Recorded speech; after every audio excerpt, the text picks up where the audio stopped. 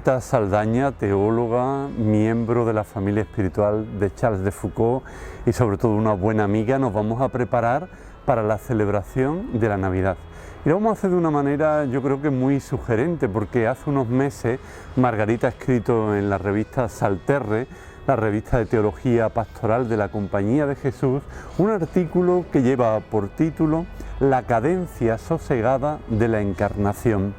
Vamos con demasiada prisa y no profundizamos en lo cotidiano, no profundizamos en nuestro día a día, pasamos página bien deprisa. Pues vamos a prepararnos para esta celebración del nacimiento de Jesús de una manera más sosegada y también de una manera mucho más alegre con Margarita Saldaña. Pues contamos ya en este programa tan especial y además que lo vamos a hacer con mucho cariño, este programa de preparación de la Navidad con Margarita Saldaña. Margarita Saldaña, que en el último programa la dejamos en Francia y la tenemos ya en Madrid, en España. Hola Margarita, ¿qué tal estás? Hola Fernando, pues ya ves, aquí aterrizando en una realidad conocida, porque yo soy de Madrid, pero al mismo tiempo siempre nueva, porque hace 8 años que estaba viviendo en Francia. Y además te agradecemos mucho este ratito porque has estado de mudanza y bueno, y has hecho el Sí. hueco para poder hablar con nosotros, para poder celebrar la Navidad aquí en Cruzando Fronteras. Así que doblemente agradecidos, Margarita. No, Y gracias a ti, Fernando, que siempre es un gusto saludar a la gente de Cruzando Fronteras. Ya vamos siendo familia. pues sí, y esperemos que lo sigamos siendo.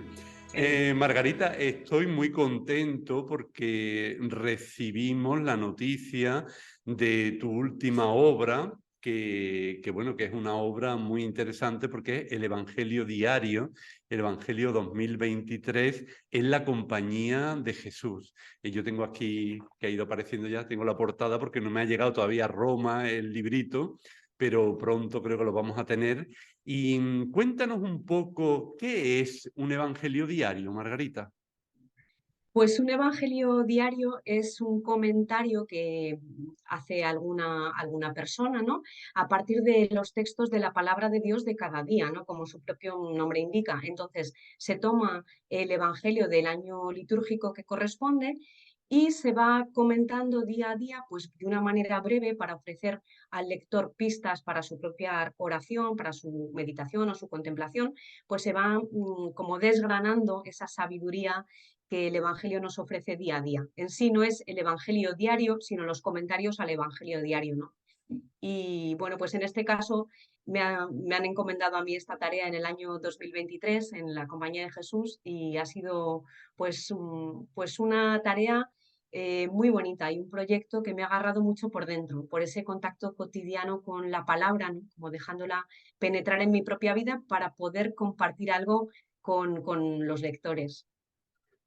Pues ya estamos deseando, Margarita. ¿Y desde qué perspectiva has escrito este evangelio diario de la Compañía de Jesús 2023?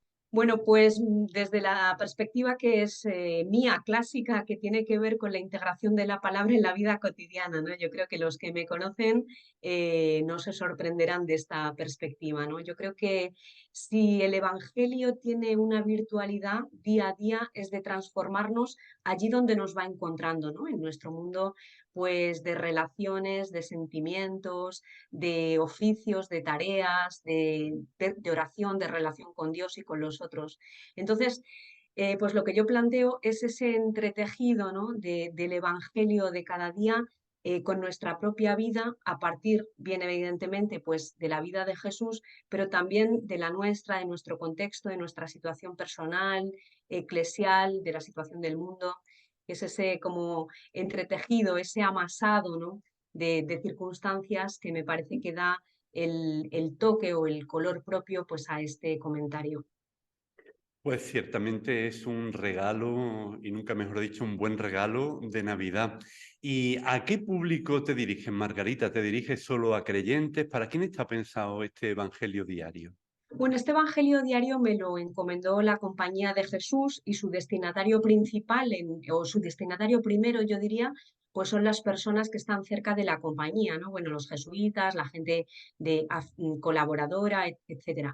Pero claro, este es el destinatario principal.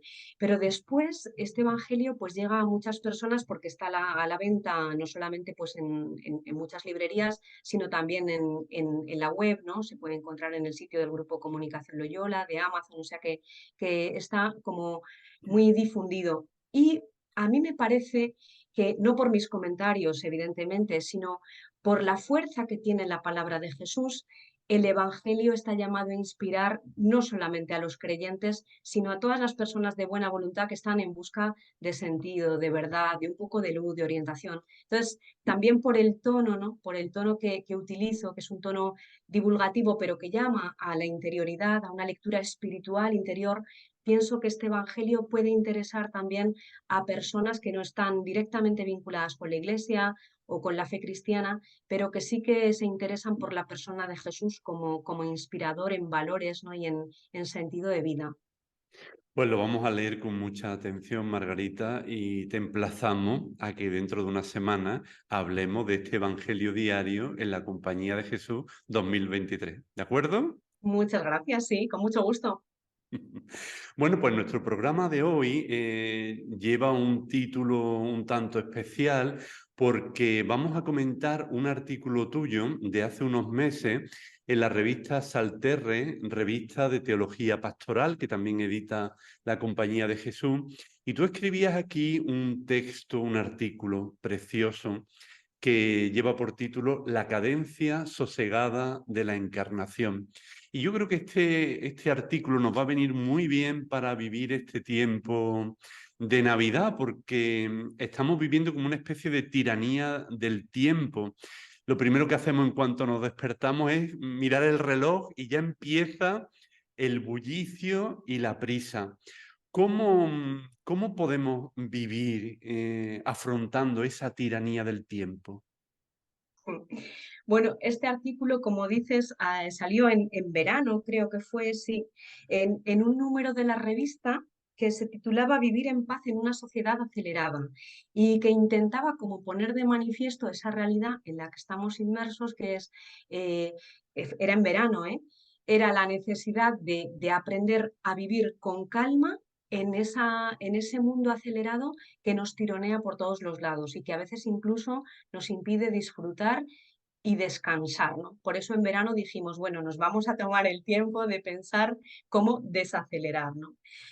Y para mí la primera constatación que era importante como subrayar cuando me puse a escribir este artículo era que estamos pues sujetos a esa tiranía del tiempo, ¿no? Que el tiempo es una magnitud como otras en nuestra vida, ¿no? Como el espacio, que en principio está creada para ayudarnos a vivir lo que tenemos que ser, ¿no? Nuestra vocación, nuestra identidad.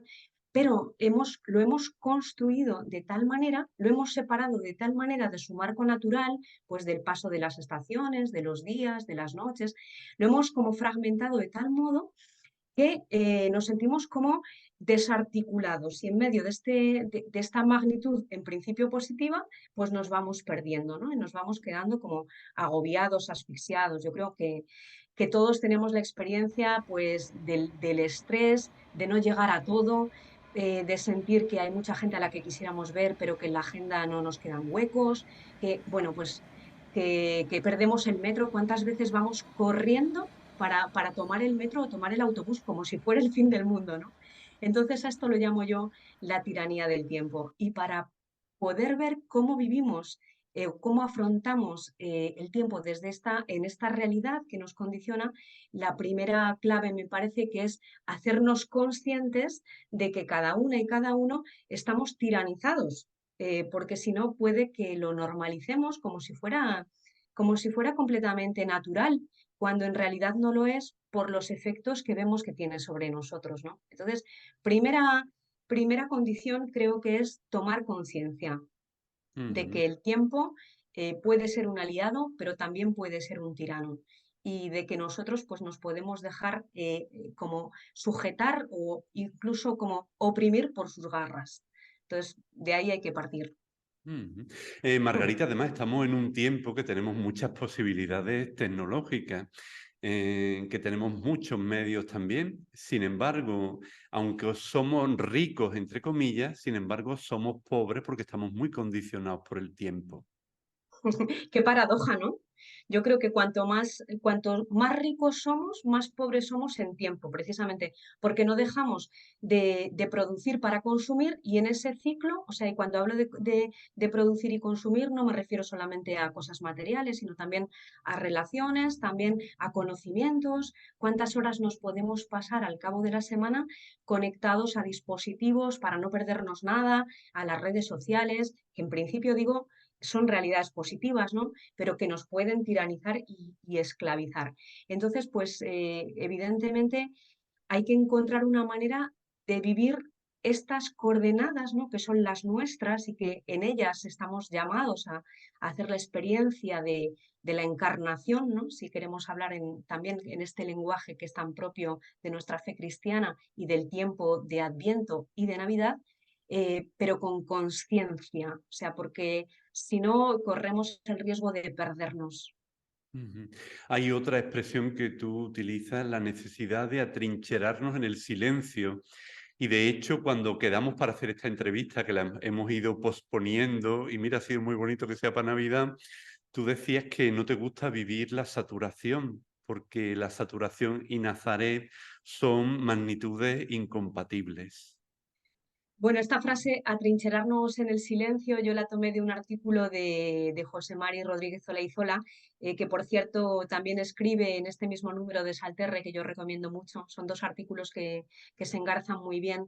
Y claro, él propone precisamente como una de las estrategias para, él no lo dice así, pero yo creo que sería legítimo tomar su pensamiento para justificar mi idea, ¿no? Él propone esto de atrincherarnos en el silencio no para quedarnos en un intimismo vacío, estéril, replegado sobre nosotros mismos, sino para tomar conciencia de quiénes somos, ¿no? Como para poder, en medio de esta aceleración que nos desgarra tantas veces, poder volver a tomar las riendas de nuestra propia vida. Y para eso, claro, la saturación, el desbordamiento de actividades incluso buenas, porque el problema, si tenemos que discernir, es porque nos perdemos en medio de muchas cosas buenas que nos llaman. ¿Cuántos compromisos, cuántas conferencias, cuántas actividades de voluntariado, cuántas campañas, cuántas manifestaciones? Y no llegamos a todo. Es que el sentido de nuestra vida y de nuestro compromiso pasará por la cantidad o quizá por la calidad de la presencia con que podamos vivirlas, ¿no? Por eso yo pienso que Nazaret, en todo caso, para mí, en tanto que experiencia espiritual, sí es incompatible básicamente con esta aceleración normalizada. Lo cual no quiere decir que en la vida no haya temporadas circunstancialmente que tengamos que atravesar pues con la lengua afuera, ¿no? A cualquiera nos pasa.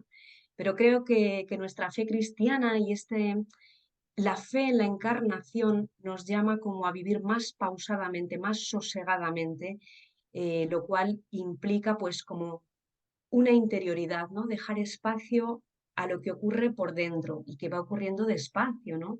A su ritmo, a su caer, ¿no? A fuego lento.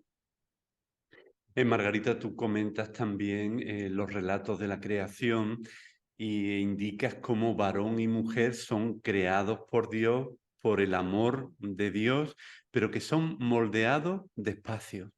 Mm. A mí esto me parece muy sugerente porque los relatos de los orígenes, que son como relatos paradigmáticos, ¿no? ¿Verdad? No son relatos históricos, pero que intentan mostrar cómo hemos salido del corazón de Dios, cómo la creación ha brotado, ¿no? Del amor de Dios, pues en estos relatos, tanto el relato sacerdotal como el relato yavista van a mostrar que el tiempo tiene un lugar propio en la obra creadora. Es decir, que Dios, yo digo en un momento dado, si fuera por nosotros, seguramente habría creado todo en un nanosegundo para pasar a algo más interesante después, ¿no? Pero no, Dios, pues fíjate que el relato ya vista lo va a presentar bajo la figura de un alfarero y de un cultivador, ¿no? Es aquel que planta el jardín de Edén. Y estas dos actividades requieren tiempo, ¿no? Porque un alfarero no puede moldear su obra convenientemente, no puede ir como sintiéndola entre sus manos deprisa y corriendo. Necesita el tiempo de la arcilla, el tiempo de escucharla, de dejarla ser, ¿no? De dejarla tomar forma. Y la imagen del cultivador pues es aún más elocuente, ¿no? El cultivador, que es Dios, no puede o no ha querido, en todo caso, en su obra creadora, pues plantar e instantáneamente ver surgir los frutos. Él se ha sometido de alguna manera a, a este ritmo que ha impreso en la creación, ¿no? Y es que las cosas van surgiendo despacio, ¿no? Y pasa una mañana, y este es el relato sacerdotal, ¿no? Que lo expresa de una manera muy bonita, esa cadencia. Pasó una tarde, pasó una mañana, el día primero. Pasó una tarde, pasó una mañana, el día segundo. Es decir, que la creación está como sujeta a esa cadencia, a ese ritmo, incluso yo digo en otro lugar, a esa rutina, ¿no? Que muestra que el tiempo no es un enemigo, sino un aliado. La manera es como nosotros lo vivimos de una manera redimida, ¿no? De una manera plena. Y creo que en ese sentido, pues Jesús después va a darnos muchas claves. Claro, y estaba todo moldeado por ese amor de Dios y llega el tiempo, el momento de la caída y ahí la cosa se estropea. Bueno, los relatos de la caída son también relatos como paradigmáticos, ¿no? Como expresar lo que es la disociación que el ser humano experimenta dentro de sí mismo, ¿no? Y ahí también vemos que el tiempo queda como perturbado por la libertad del hombre, porque, claro, Adán y Eva, que estaban llamados a vivir en ese espacio precioso que era Edén, pues de repente van a tener se descubren desnudos, sienten vergüenza y corren a esconderse. Entonces, violan de alguna manera esta ley del tiempo, queriendo conseguir por sí mismos ese fruto prohibido, ¿no? Que es el conocimiento del bien y del mal, que ya está dentro de nosotros. Es decir, el ser humano tiene la capacidad de conocer el bien y el mal, pero no instantáneamente, sino progresivamente. Entonces, ellos lo que desean, lo que deciden es apropiarse de ese conocimiento de manera instantánea para ser como Dios. Y en ese momento como que dan un salto que no tiene vuelta atrás, ¿no? Porque rompen ese ritmo que había sido como inscrito por Dios en su naturaleza, en la nuestra. Y bueno, pues de ahí van a surgir muchas consecuencias, ¿no? Que todo el Antiguo Testamento va a dejar ver y va a desarrollar y desplegar. Y que también nos tocan a nosotros, porque, claro, también nosotros intentamos saltar por encima del tiempo, ¿no? Queremos conseguir, ya no digo solamente las cosas sin esfuerzo, que puede ser un mal muy contemporáneo, sino que también queremos saberlo todo ya, por ejemplo, esta tentación que nos ronda continuamente gracias a la cultura digital, donde es posible estar en todas partes y en ninguna. Entonces, queremos saltar por encima del tiempo, tener muchísimo conocimiento sin darnos el espacio interior de asimilarlo. Queremos incluso como llegar eh, rápidamente al conocimiento de nosotros mismos y de los demás. Empleamos un montón de estrategias, leemos libros, pero todo esto, si no nos dejamos cocinar a fuego lento, pues claro, no puede dar frutos, no puede dar resultados estables, sólidos, con fundamento, que vayan transformando nuestra vida, ¿no? Un poco pienso que los relatos de los orígenes, pues este saltar por encima del tiempo, ¿no? Tiene también mucho que decirnos, como tentación que nos sigue acechando. Y luego hace referencia al mito de Sísifo y hay Mm. una cita de Albert Camus que es muy sugerente, que él indica que el individuo contemporáneo es trabajador inútil de los infiernos. Mm.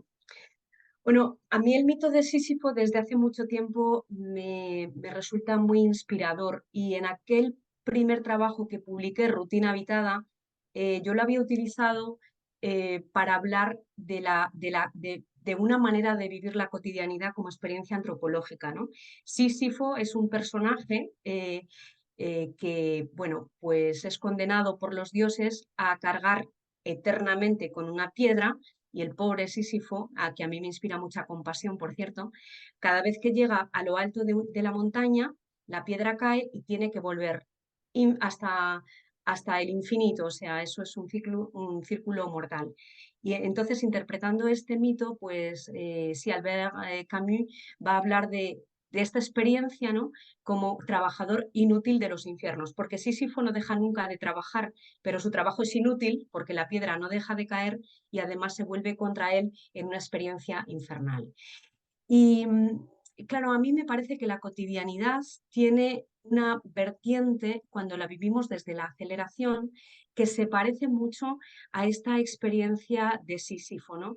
Podemos estar cargando una y otra vez cuando suena el despertador con una inercia que nos sume no sé cómo decir, en una angustia vital profunda, ¿no? ¿Cuántas veces, cuántas personas conocemos que pasan la vida como sometidas a un peso impresionante, ¿no? De agendas sobrecargadas, de circunstancias, y siempre más, ¿no? Y cuando ya le metemos también la componente, pues esto de la producción y del consumo, es decir, que generamos espirales que nos hacen vivir nuestro día a día como una piedra que nos pesa sobre los hombros y que decimos: "Uf, a ver si llegan las vacaciones, el fin de semana, el puente, ¿no?, para liberarnos".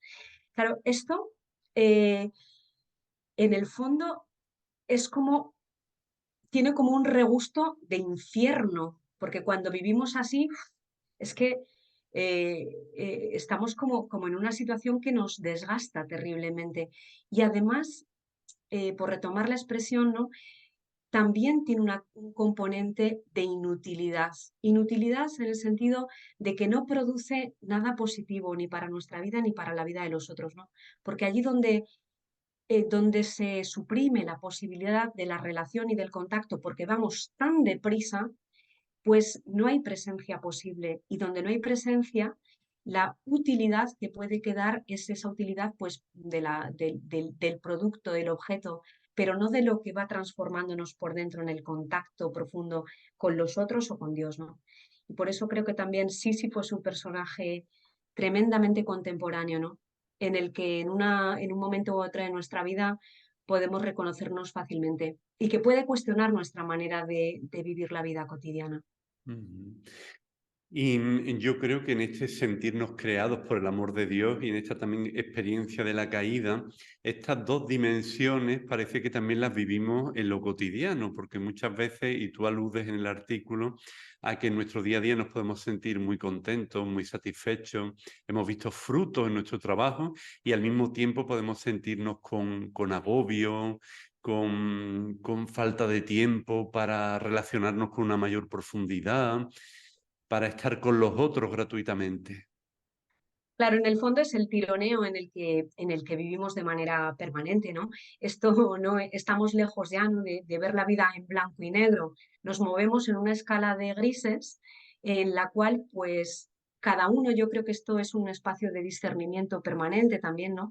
Cada persona tenemos que ir como discerniendo de una manera muy fina hacia qué zona de la escala nos estamos moviendo, ¿no? Yo digo, pues es verdad que de manera bueno, pues puntual, podemos vernos en situaciones, en etapas de mucho agobio. Yo ahora mismo, por ejemplo, también con la mudanza, has visto lo que has tardado en dar conmigo, pero vigilo y creo que esta es la actitud, ¿no? Vigilar, velar, estar atentos para que esto no se convierta en una situación crónica y normalizada y que incluso lleguemos a justificar bajo apariencia de bien, porque es evidentemente, si hacemos muchas cosas y cuantas más cosas mejor, que son buenas, pues casi que moralmente nos vemos intachables, ¿no? Esto como que mejora nuestra imagen, ¿no?, y va inflando nuestro ego. Y claro, quizá lo gratuito o lo esencial de la vida, que pasa por lo gratuito, pues se nos va quedando como al margen y arrinconado. ¿Y qué sucede? Pues que llegan momentos en la vida en los que no podemos hacer tantas cosas, en los que no tenemos fuerzas, nos ataca pues algún demonio, la enfermedad, la vejez. eh, eh, y entonces, cuando hemos colgado nuestra vida de esa aceleración y nos vemos de manera súbita reducidos pues a una actividad muy mermada, cuando nos faltan las fuerzas, entonces, ¿qué sucede, no? Se nos cae la vida. Por eso yo creo que esta cadencia sosegada es también una escuela, ¿no? Una escuela de humanidad que nos muestra que lo más importante de nosotros, nuestra esencia, tiene que desarrollarse poco a poco. Y esto, claro, y esto es efecto también de la caída, ¿no? Esto que era natural, de repente ha dejado de ser espontáneo. Es decir, que sabemos que cuando vivimos en esta cohesión, en esta coherencia con nosotros mismos profundamente, estamos contentos, consolados y tal. Sabemos que cuando nos dejamos desintegrar por nuestras agendas locas, nos perdemos, pero la tentación está siempre ahí, ¿no? Por esto esta llamada a la vigilancia y al discernimiento, para ver hacia qué zona de la escala de grises estamos oscilando. Pues entramos o continuamos ahondando en esta cadencia sosegada de la encarnación. Hay una cita preciosa de San Juan Crisóstomo que tú incluyes en el artículo y dice él en una meditación sobre la huida a Egipto. Por eso no se forma sin más ni más aquel templo de la divinidad, sino que aparece primero la preñez y pasa el tiempo de 9 meses y sobrevienen los prenuncios del parto y el parto mismo y la lactancia y siempre el reposo del tiempo y aguarda la edad viril para que con todo eso se hiciera creíble el misterio de la encarnación. Siempre el reposo del tiempo.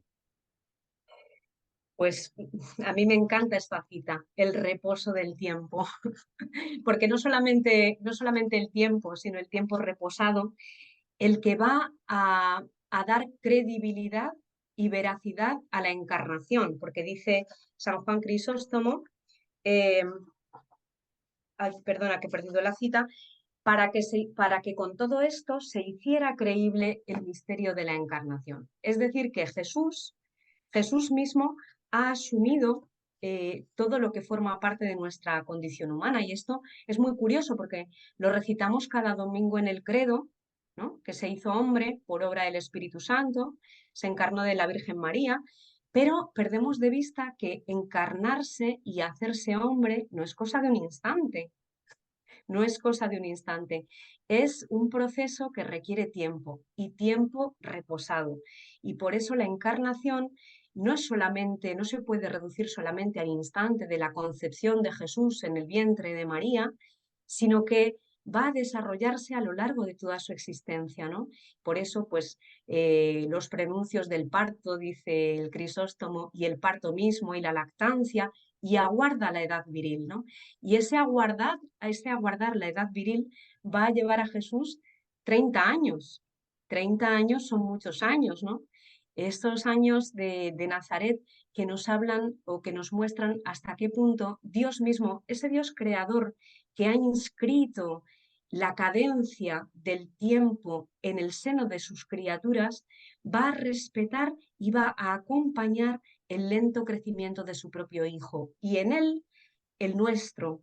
Es decir, que somos seres creados en el tiempo y no solo llamados a vivir el tiempo, no llamados a vivir el tiempo desde la experiencia de la tiranía, sino como un amigo que nos permite como crecer, desarrollarnos, llegar a ser quienes somos, ¿no? Para eso, pues el reposo del tiempo que los años nazarenos de Jesús muestran, ¿no? Como espacio privilegiado de encarnación. Ujú. Margarita, es muy curioso también el contraste que hace entre los evangelios canónicos y la idea que tienen los evangelios apócrifos en torno a este sometimiento al reposo del tiempo. Claro, porque en el fondo los evangelios apócrifos no están de acuerdo con la manera como Dios ha concebido la encarnación de su propio Hijo. Los evangelios apócrifos quisieran suprimir precisamente esa necesidad de tiempo que tiene Jesús para llegar a ser la persona que ha llegado a ser, porque si no les parece que es tiempo perdido. Y digo esto porque es muy bonito, ¿no? Los evangelios apócrifos son muy bonitos, pero niegan o deforman muy gravemente la verdadera humanidad de Jesús cuando le hacen hacer y decir cosas desde su más tierna infancia que un niño verdadero no puede hacer ni decir. Es decir, que Jesús, por ejemplo, en el camino a Egipto, cuando María tiene hambre en la huida a Egipto, pues va a hacer que una palmera se incline y le ofrezca sus frutos a María. Claro, Jesús es aquel que ha venido a saciar el hambre del mundo, ¿no? Aquel que va a multiplicar los panes, pero evidentemente siendo bebé no puede hacer un milagro. Entonces, los evangelios canónicos respetan y por eso hablan tan poco de la infancia y de la vida oculta de Jesús, ¿no? Porque en el fondo lo que vienen a decir con ese silencio es que Jesús asumió nuestra verdadera condición humana tal cual es y de aquello no hay mucho que decir. En cambio, los evangelios, porque Jesús estuvo sometido a ese reposo del tiempo, ¿no? Pasó el tiempo y en ese tiempo él iba creciendo, iba aprendiendo, se iba forjando, iba discerniendo, iba eligiendo, iba conociendo los malos espíritus, confrontándolos, etcétera, ¿no? Los evangelios apócrifos suprimen este reposo del tiempo para lograr que Jesús demuestre su divinidad desde el minuto número 1, porque de otra manera es tiempo perdido, ¿no? Y en ese sentido, quizá nosotros en algunos momentos podamos ser más apócrifos que canónicos, ¿no? Cuando queremos pues pasar, saltar por encima del tiempo para llegar a ser lo que tenemos que ser, ¿no? O los que estamos llamados a ser sin asumir pues esa cadencia lenta, ¿no? Que tantas veces nos puede llegar a desesperar. Pero también es muy bonito o da mucha alegría y mucha esperanza ese tiempo que Jesús pasó en Nazaret. O sea, ese tiempo nazareno, porque ahí nos habla de que si el Señor vivió así durante tantos años, también nuestra vida cotidiana, lo que no se ve, lo que no es aparentemente tan importante, es muy fundamental en la existencia de las personas. Pues claro, claro que sí, Fernando. Por eso yo hablo de Nazaret como el lugar de la cotidianidad redimida, ¿no? En Nazaret no solamente un lugar donde Jesús se prepara durante muchos años para hacer después cosas más importantes y para vivir su misión, Nazaret es el lugar, un lugar clave de realización de la misión. Y yo insisto mucho en esto porque la vida cristiana, la vida pues ordinaria de todos nosotros, pues se va pasando en cosas muy sencillas, ¿no? En el encuentro con el panadero cuando vamos a comprar el pan por la mañana, en las relaciones de familia, de trabajo, no salimos en los periódicos, no somos famosos, es decir, que nuestra vida se va perdiendo por esos resquicios de los que no hay nada que decir. Pero ahí es donde estamos llamados a vivir plenamente el Evangelio, no en proezas o en hazañas que a lo mejor nunca llegan, ¿no? Sino en esas pequeñas cosas que forman nuestra vida cotidiana. Pues bien, Nazaret, estos 30 años de Jesús, de los que los evangelios canónicos no dicen casi nada, porque casi nada hay que contar, son ese lugar donde Jesús está viviendo a fondo su misión que es mostrar, revelar el rostro del Padre, hacer que esta tierra sea un espacio donde todos y todas tengamos cabida, ¿no? Una mesa donde nos sentemos a participar de la fiesta del reino, ¿no? Esto no, Jesús no lo hace solamente a través de milagros, por la predicación, por su misterio de pascual, ¿no? Por su muerte, por su resurrección, también, pero también a través de esa vida cotidiana que Él, al asumirla plenamente, al vivirla hasta el fondo, va a redimir y va a colmarla de sentido, ¿no? Por eso a mí me gusta ver a Jesús, fíjate, como aquel que ha cargado con la piedra de Sísifo, ¿no? Como el redentor de Sísifo, aquel que, si pudiéramos ver la piedra de Sísifo como la cruz del Señor, ¿no? Jesús es aquel que por su encarnación en Nazaret, por esos 30 años que ha pasado en esa vida gris, ha tomado todo lo que en nuestra cotidianidad pesa como inercia, como muerte, y lo ha llevado, lo ha cargado sobre sus hombros. Y con él entonces nosotros también podemos vivir plenamente, gozosamente, una vida cotidiana llena de sentido. Por eso hablo de Nazaret como la cotidianidad redimida. Pues Nazaret, pero también vamos a hablar ahora un poquito de Belén, porque tenemos un invitado en nuestro programa de hoy que también quiere hacerte una pregunta, Emili Pacheco, director del programa Paraules de Vida en Cataluña Radio. Así que escuchamos a Emili. ¿Qué tal, Margarita? Muy buenas y un placer inmenso poder saludarte a través del Cruzando Fronteras de Fernando Cordero. Ahora que estamos a las puertas de la Navidad, me gustaría preguntarte cómo vivir un tiempo navideño en el que tenga más cabida esa cadencia sosegada de la que tan hermosamente hablas, Margarita. Muchas gracias, feliz Navidad a todos y muchas gracias. Qué sorpresa, Emili Pacheco, al que todavía no tengo la suerte de conocer en persona. A ver si un día de estos, cruzando otra frontera, se nos da la suerte y el regalo de encontrarnos. Pues cómo vivir la cadencia sosegada de la Encarnación en medio del barullo de las fiestas, de los encuentros familiares, de los centros comerciales, de las luces. Pues, pues esa es la pregunta del millón, ¿no? Yo creo que cada año, cuando empezamos el Adviento, nos planteamos esta cuestión, ¿no? Porque estamos saturados de una manera de celebrar que muchas veces incluso hasta nos conduce al desasosiego. O sea, hay mucha gente que ya no quiere ni oír hablar de las fiestas de Navidad, ¿no? No solamente porque falten seres queridos y que en una mesa dicen cuando falta la gente, va faltando la gente ya no es la misma alegría, sino también porque como creyentes experimentamos esa tensión desgarradora entre lo que es el misterio de Belén y lo que la sociedad y la cultura nos proponen celebrar, ¿no? Entonces, bueno, yo creo que claro, no hay fórmulas, no hay fórmulas, pero sí que hay una llamada insistente, otra vez vuelvo, ¿no?, a la palabra vigilar, que es esa palabra tan querida del Adviento, ¿no? Vigilar, velar, para que de alguna manera el misterio de Belén esta Navidad nos ponga allí donde la sociedad intenta decirnos que no miremos, ¿no? Seguramente a nuestro alrededor pues hay gente que está sola, gente que está sufriendo dentro de nuestras propias familias, de nuestros grupos.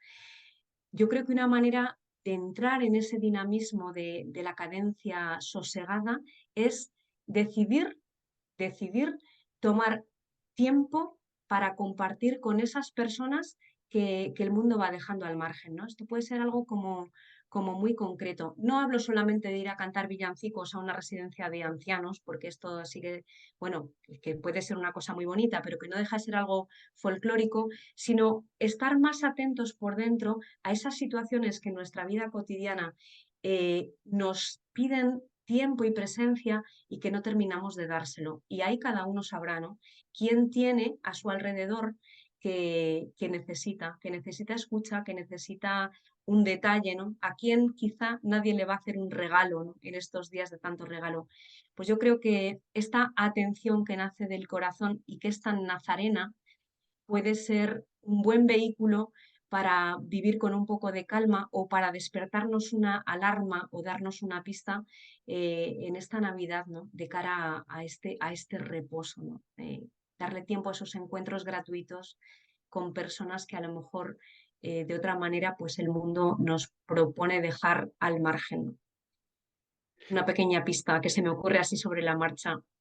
Pues le agradecemos mucho a Emili Pacheco su intervención en el programa y todo el apoyo que él siempre nos da. Molt bon Nadal, Emili. Y bueno, estamos en Belén, pero vamos a continuar con Nazaret, porque Nazaret es el lugar de la revelación, es tierra sagrada porque allí Dios se revela.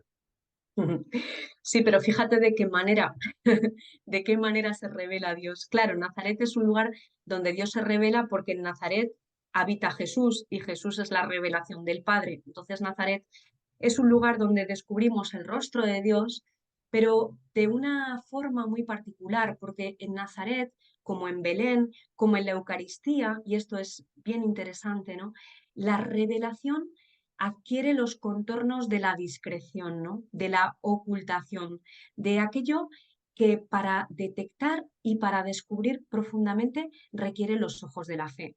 En Nazaret, igual que en Belén, en aquel niño, ¿no?, que encuentran los pastores, si los pastores no hubieran tenido la mirada iluminada por la fe, nunca hubieran podido decir que aquel era el Hijo de Dios, ¿no?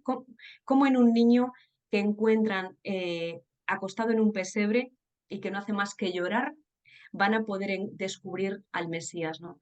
Pues en Nazaret es lo mismo, ¿no? Como en la vida sencilla, gris, banal de un artesano, ¿no? De un hombre que pertenece por todas sus características a la periferia, a distintas periferias, cómo la gente o cómo podemos detectar ahí el rostro de Dios.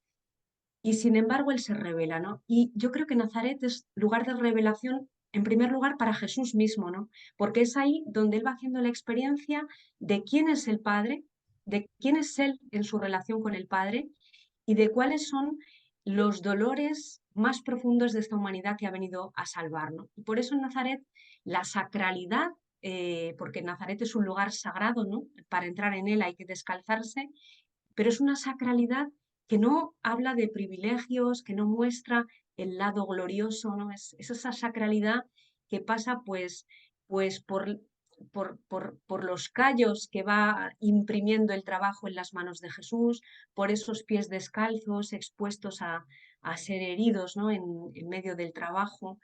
Y entonces hay un vínculo muy bonito entre esta vida nazarena, la vida del Jesús en Belén, ¿no? La vida del niño, y después también todo el misterio pascual. Y el misterio, fijaos que en el resucitado, cuando resucita, muestra a Tomás las llagas de la pasión, ¿no? Pero en esas manos que portan las llagas de la pasión, también a mí me gusta ver los callos que han dejado en esas manos los años de trabajo. También la memoria de las caricias que Jesús ha recibido y que Jesús ha dado, ¿no? Todas esas manos que le han tocado, que le han transformado. Pues claro, por ahí pasa la sacralidad, ¿no? Nazaret es lugar de revelación en la ocultación y encontramos entonces pues esa paradoja, ¿no? Que Dios cuando se revela permanece misterio, ¿no? Es un lugar clave para entender el contenido y el fondo de nuestra fe cristiana. Mm. Qué bonito esa parte de los clavos y es verdad también asumir ahí lo cotidiano. Margarita, también sigues hablando en el artículo de Nazaret como lugar de crecimiento y hace una distinción que a mí me ha resultado muy curiosa, que una cosa es hacerse carne y otra es hacerse persona. Y claro, eso lleva tiempo. Claro, es lo que intentaba decir antes, ¿no? Mira, dice Leonardo Boff una cosa muy bonita, dice que en el vientre de María el verbo se hizo carne y en el taller de Jesús el verbo se hizo clase. Esta frase nos puede resultar un poco distante ahora, ¿no? Este lenguaje de clase, ¿no? Pero creo que nos remite precisamente a esto que tú comentas ahora, ¿no? Una cosa es tomar carne, ¿no? Aterrizar en el mundo por la puerta pues, de unas circunstancias familiares, sociales y empezar a emprender una vida humana. Y otra cosa es llegar a ser las personas que somos. Y esto pues depende de la manera como somos educados, del contexto social y económico que nos toca y cómo vemos esto, por ejemplo, de manera sangrante en tantas hermanas y hermanos migrantes, ¿no? Que llegan, que llegan pues al primer mundo buscando precisamente poder ser personas gracias a unos recursos que sus contextos de origen pues no les permiten, ¿no? Entonces, una cosa es hacerse carne y otra cosa es llegar a ser la persona que somos. Y esto requiere tiempo, el reposo del tiempo. Y para Jesús, el Padre no ha querido acortarlo, no ha querido acortar ni interrumpir el proceso. A mí me encanta ver cómo el Padre, de alguna manera, se hace obediente él mismo, si puede decirse así, ¿no? A las leyes que él mismo ha inscrito en la creación. Y cuando esto sucede en la carne de su propio hijo, el padre no va a recortar el tiempo para hacerle pasar de repente a cosas más interesantes y más importantes para la salvación, sino que va a dejarle crecer. Y el padre va a aprender también a esperar en esos 30 años que el hijo, pues claro, vaya creciendo, vaya desarrollándose, vaya descubriendo, vaya discerniendo y vaya eligiendo, ¿no? Dónde va a poner el fuego que habita su corazón, ¿no? Cómo va a hacerlo arder sobre la tierra. Y esto, claro, implica pensar también las implicaciones de la encarnación en toda la Trinidad, ¿no? Porque si el Padre envía al Hijo, el Hijo asume este envío, ¿no? Y viene y habita entre nosotros, y el Espíritu como que va a estar continuamente en ese tiempo largo de Nazaret, uniendo al Padre y al Hijo, ¿no? Por ese lazo eterno de amor del que habla tan bonitamente San Agustín. Margarita, ahora que estamos en el camino sinodal y que se está retomando mucho el tema del discernimiento, Nazaret es también el lugar del discernimiento para Jesús. Claro, Jesús cuando le encontramos en los caminos de Galilea, ¿no? Hablando, haciendo milagros, y cuando le vemos entregando su vida en el Calvario y resucitando, eh, tenemos que mirarlo como aquel que ha ido haciendo sus opciones lentamente, ¿no? Como cada uno de nosotros. Y este hacer opciones ha tenido que gestarse naturalmente a lo largo de todo ese periodo de su vida nazarena, ¿no? Entonces, Jesús en Nazaret va a ir discerniendo, es decir, va a ir comprendiendo en medio de la realidad que le toca vivir cuál es su propio lugar, a quiénes pertenece, cómo, en tanto que hijo, va a realizar su misión, a qué le llama el Padre. Eh, va también a aprender, y esto me parece bien importante, ¿no? Va a aprender a batallar contra el mal. Jesús en Nazaret va a experimentar tentaciones. Nosotros tenemos catalogadas las tentaciones de Jesús en las tentaciones del desierto, pero nos dice el relato que el tentador le dejó hasta otro momento. Es decir, que las tentaciones del desierto no son ni las primeras ni las últimas, ¿no? Jesús a lo largo de toda su vida ha tenido que aprender a batallar con la tentación, a descubrir cuál es el mal que oprime al ser humano y entonces a hacer la elección de posicionarse como liberador, ¿no? Como salvador, como aquel que va a desatar los nudos, a expulsar los demonios, a, a reintegrar en la comunidad a los que van quedando al margen, etc. Claro, todo esto es un proceso que requiere tiempo, porque estos aprendizajes profundos del sentido de la vida, del bien, del mal, tampoco se hacen de un momento para otro si confesamos que el verbo se hizo hombre, es decir, que ser hombre, requiere esto, pues para Jesús también. Y entonces Nazaret se convierte en ese espacio privilegiado en el que a lo largo de los años, pues Jesús va tomando contacto con estas realidades, es decir, va discerniendo qué es aquello que está bien en consonancia con el reino que él lleva dentro, que es el mismo, y cuáles son esas realidades que necesitan ser evangelizadas, liberadas y salvadas, ¿no? Margarita, tengo aquí también señalado en relación con todo esto que has estado diciendo de la tentación, algo que puede sonar a contracultural, pero que es interesantísimo el enfoque que tú le das aquí en el artículo. Y dice, la sumisión, la sujeción concreta a José y a María se convierte para Jesús en espacio cotidiano donde vivir contra la tentación del individualismo, la interdependencia del amor. Claro, porque Jesús vive, dice Lucas, ¿no? Que bajó con ellos al final del relato donde Jesús sube al templo con sus padres cuando tiene 12 años. Dice Lucas que bajó, volvió a Nazaret y vivía sumiso a ellos, ¿no? Les estaba sumiso, ¿no? Ahí hay un componente de pasividad, ¿no? Eh, Vivimos en una cultura que exalta al individuo, ¿no? El individuo y todas sus capacidades, lo cual tiene aspectos muy positivos porque nos hace tomar conciencia de todo lo que podemos hacer para el bien y para el servicio, ¿no? Pero también es una cultura que nos empuja un poquito al sálvese quien pueda, ¿no? A defendernos por nosotros mismos, valemos en la medida que hacemos y las consecuencias las vemos pues al final de la vida, ¿no? Cuando las personas ya no sirven, cuando las personas ya no se valen por sí mismas, se van convirtiendo en un peso, en una carga de la que la sociedad nos propone deshacernos de la mejor manera posible, ¿no? Con buenas formas, pero ya no cuentan mucho. Entonces, Jesús en Nazaret nos muestra de una manera muy contracultural que hay un antídoto a este individualismo, ¿no? Que pasa por la sumisión libremente elegida, una sumisión que no tiene que ver con el dominio de unos sobre otros, sino con ese carácter como de libertad para llevar, para cargar con aquello que no hemos elegido. Y digo que esto es contracultural, pero profundamente contemporáneo y yo diría urgente, ¿no? En nuestra pastoral y en nuestro anuncio del Evangelio, porque cuántas veces nos toca sufrir y llevar circunstancias que no hemos elegido. Y vuelvo otra vez pues a la enfermedad, vuelvo a la vejez, vuelvo, no lo sé, pues a una jubilación anticipada, a una bofetada en una relación, no lo sé. Hay muchas circunstancias que hacen que tengamos que tomar que tengamos que hacer una elección. Es decir, ante lo que yo no puedo controlar, ante lo que yo no elijo, sino que me viene dado, ¿cómo decido vivirlo, no?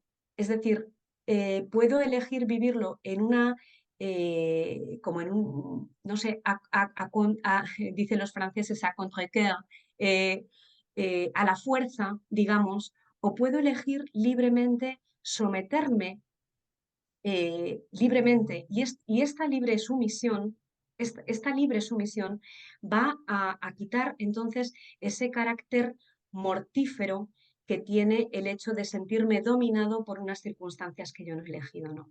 Entonces, también Jesús, en estos años, ¿no? Que vive sometido a Jesús y a María, vive esta obediencia profunda al Padre que pasa, que, claro, porque esto es muy bonito, ¿no? Hablar de la obediencia al Padre, es decir, al Padre, esto es precioso, ¿no?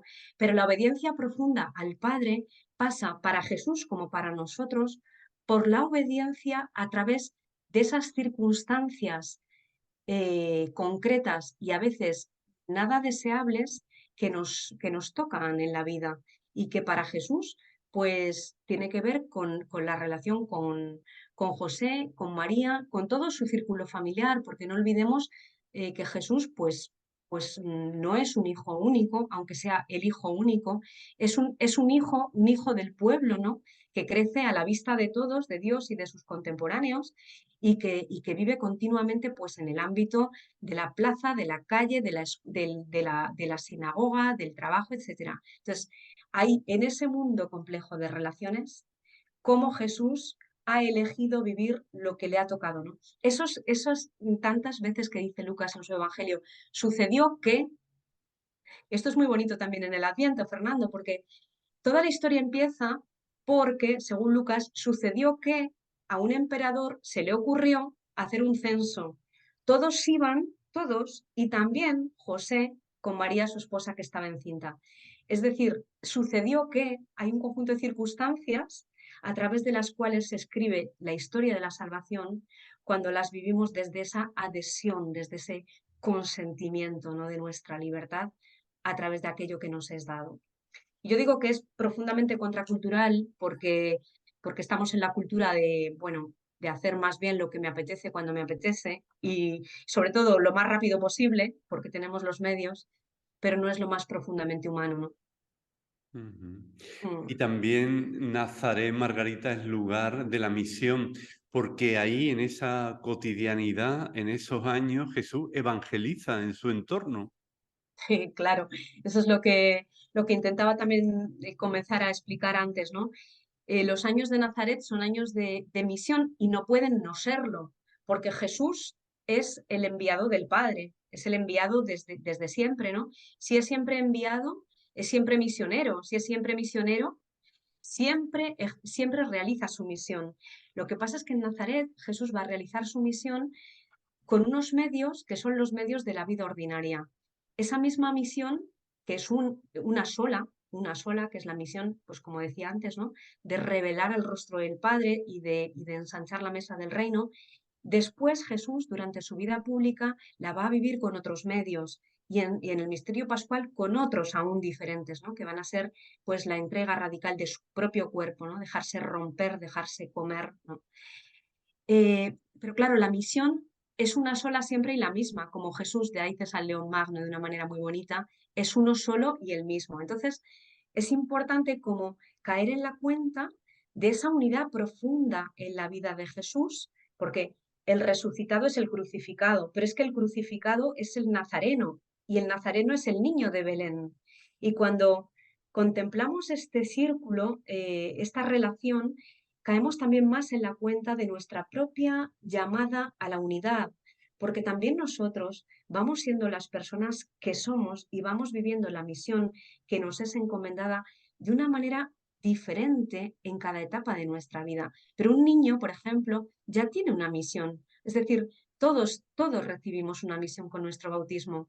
Un niño la va a realizar pues como un niño, un adolescente como un adolescente, pero esto es para todos, ¿no? A veces tenemos la tentación de pensar que la misión es para los misioneros que se van a la India. Tú acabas de volver de la India hace unos meses y claro que hay que ir a la India, pero la misión es para todo bautizado, ¿no? La misión nos concierne a todos. Y Nazaret, incluso Belén, yo diría, ahora que estamos en las puertas de la Navidad, nos muestra que esa misión pasa por los pañales, pasa por el pesebre, pasa por las relaciones cotidianas de Nazaret y después también pasará por la predicación y por los milagros. Pero la misión es la misma y gracias a eso nuestra vida cristiana también tiene sentido.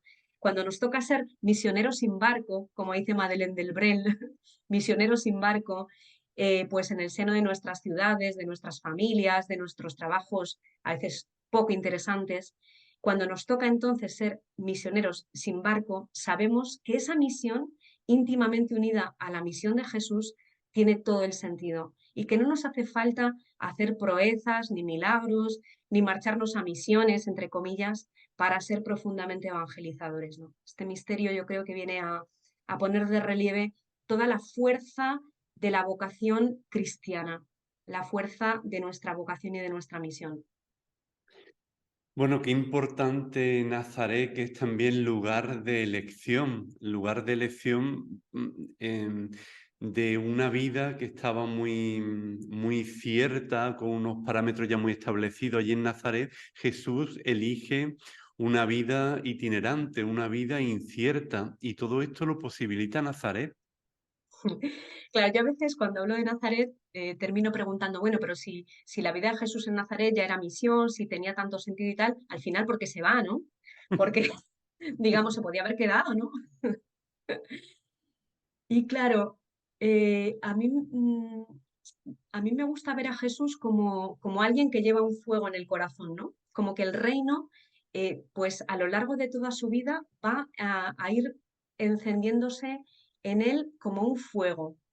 Y ese fuego llega un momento en el que explota, ¿no? Y por eso las representaciones del corazón de Jesús como en llamas, más allá de toda la imaginería, ¿no? Que nos puede jugar en contra, pero yo creo que siguen teniendo sentido porque está habitado por el fuego del reino de Dios. Entonces Jesús, que ha vivido Nazaret como un espacio largo de discernimiento, va a concluir haciendo una elección.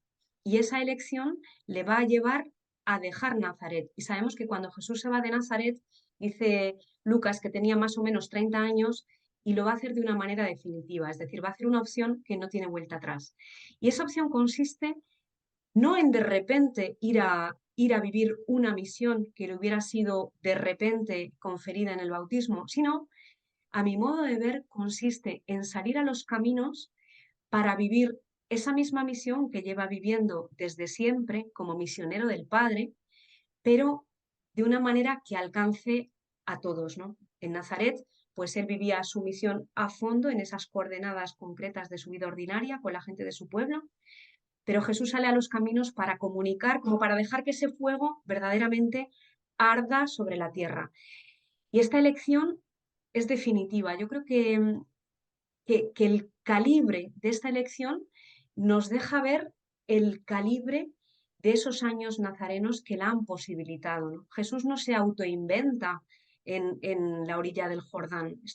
Jesús ha habido ya desde la antigüedad pues herejías, ¿no?, que hablan de esto. Jesús no ha sido adoptado en un momento dado de su vida para ser hijo de Dios. Jesús va a salir, ¿no?, a anunciar este fuego del reino después de hacer una elección que se ha forjado a lo largo del tiempo, ¿no?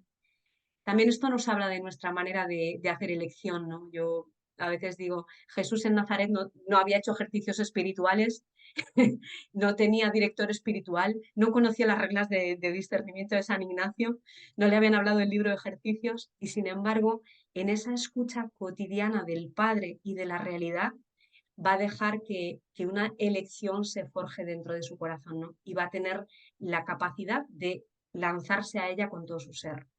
Pues esto también nos indica pistas, ¿no?, para nuestras propias elecciones. Margarita, hay otra cosa que me ha llamado la atención. Dices tú que la encarnación nazarena es un aguijón de discernimiento que nos obliga a distinguir los espíritus que nos habitan. Sí, a mí me llama la atención que Jesús, cuando sale a los caminos, ¿no?, cuando empieza su ministerio itinerante, pues una de las primeras acciones que realiza es expulsar demonios. Y claro, al hilo de todo lo que venimos diciendo, pues es fácil comprender que los demonios Jesús pues no se los ha encontrado de repente cuando sale a los caminos de Galilea. Si los expulsa es porque los conoce. ¿Y dónde los ha conocido? Pues los ha ido teniendo que ver en sí mismo, a lo mejor no, en sí mismo, como cuando hablo de demonios, hablo de todo eso que tienta, ¿no?, como que intenta dividir. Jesús ha participado plenamente de nuestra condición humana, ¿no? Ha tenido contacto con la tentación. Y claro, esa vida de Nazaret le ha permitido conocer el bien, el mal, lo que necesita ser liberado, expulsado, discernido, trillado. Y claro, cuando sale a los caminos, entonces, él ya está preparado para hacer gestos que muestren esa liberación integral, ¿no?, en el fondo del pecado, ¿no?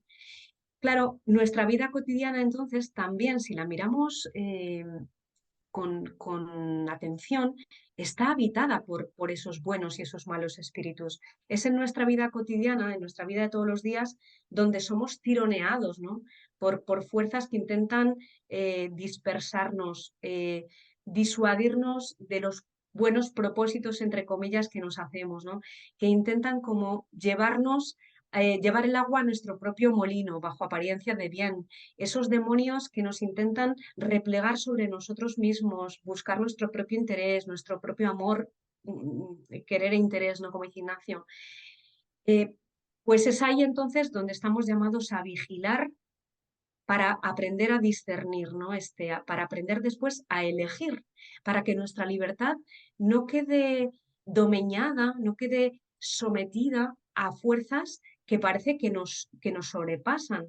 El Señor no nos pide nunca algo que esté fuera de nuestra capacidad, ¿no? Es decir, que hemos sido creados para el bien y está en nuestra naturaleza, ¿no?, con su ayuda, pues la capacidad de ir caminando hacia el bien, pero siempre en esa perspectiva de vigilancia a la que tanto nos invita el Adviento, ¿no? Velad y orad para no caer en tentación, para que no caigáis en tentación.